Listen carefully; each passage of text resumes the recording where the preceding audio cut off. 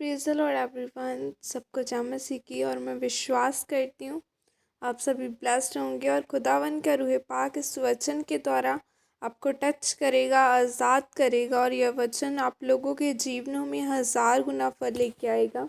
आओ मैं उस जिंदा वचन को आपके लिए पढ़ती हूँ, जो वचन हमें परमेश्वर के दास अपोस्टल अंकुर यूसुफ नरूला जी द्वारा और परमेश्वर की दासी पास्टर सोनिया यूसुफ नरूला जी द्वारा दिया जाता है। आओ मैं उस जिंदा वचन को आपके लिए पढ़ती हूँ।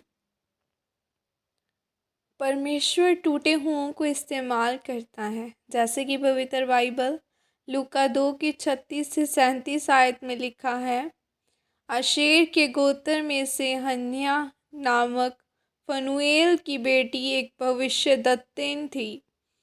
वह बहुत बूढ़ी थी और विवाह होने के बाद 7 वर्ष अपने पति के साथ रह पाई थी। वह 84 वर्ष से विधवा थी और मंदिर को नहीं छोड़ती थी, पर उपवास और प्रार्थना कर करके रात दिन उपासना किया करती थी। मेरे प्रियो, जब एक औरत का पति मर जाए तो वह टूट जाती है। आशेर के गोत्र में से हन्या नामक फनुएल की बेटी एक भविष्यद्वक्ता थी। वह एक परमेश्वर की जन थी। वह कोई अविश्वासी नहीं थी और उसका पति मर चुका था और वह 84 वर्ष से विधवा थी। फिर उसने फैसला लिया कि मैं परमेश्वर के घर में जाऊंगी, उपवास और मैं प्रार्थना करूंगी। और बाइबल कहती है कि जब उसने वचन पढ़ा तो उसको एक पवित्र आत्मा के द्वारा आत्मिक काम मिला, जो वायदा वचन में लिखा कि वो अपने मसीह को भेजेगा और वो मसीह आएगा और इज़राइल को छुड़ाएगा। लेकिन उस मसीह को आने के लिए प्रार्थना की ज़रूरत थी। तब उस औरत ने अपने टूटेपन को परमेश्वर को दिया और उस टूटेपन को परमेश्वर ने स्वीकार किया और उसे प्रार्थना करने के लिए इस्तेमाल किया।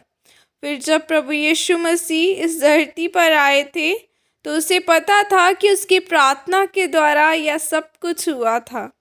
शमौन, उसको यीशु मसीह के आने के बारे में मालूम था कि वो एक दिन आएगा। जब उसने बच्चा मरियम के हाथ में देखा तो उसने उसे पकड़ लिया और उस बच्चे को देखकर परमेश्वर का धन्यवाद किया, क्योंकि वह भी प्रभु यीशु मसीह के आने के लिए प्रार्थना कर रहा था। वह एक बात को जानता था कि धरती पर अपने आप कुछ नहीं होता। धरती पर कुछ भी करने से पहले परमेश्वर आपकी प्रार्थनाओं को इस्तेमाल करता है। इसलिए जब आप चर्च में या घर में गैर भाषा के द्वारा पवित्र आत्मा की अगुवाई से लोगों के लिए प्रार्थना करते हैं तो वास्तव में आप लोगों के लिए इस्तेमाल हो रहे होते हैं और इसी कारण आप आशीषित होते हैं। अगर वह औरत टूट जाती और व्यभिचार में पड़ जाती तो परमेश्वर उसे इस्तेमाल न कर पाता।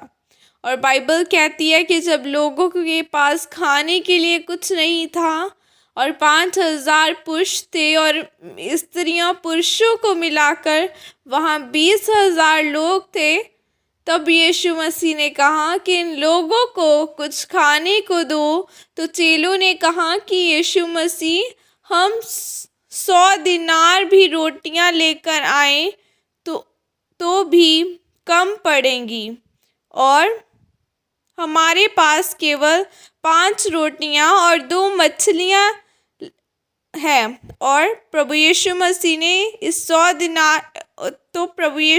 ने 5 रोटियां और 2 मछलियां लेकर आए। तो बाइबल कहती है कि यीशु मसीह ने उन रोटियों को तोड़ा और उन 20,000 लोगों को खाना खिलाया।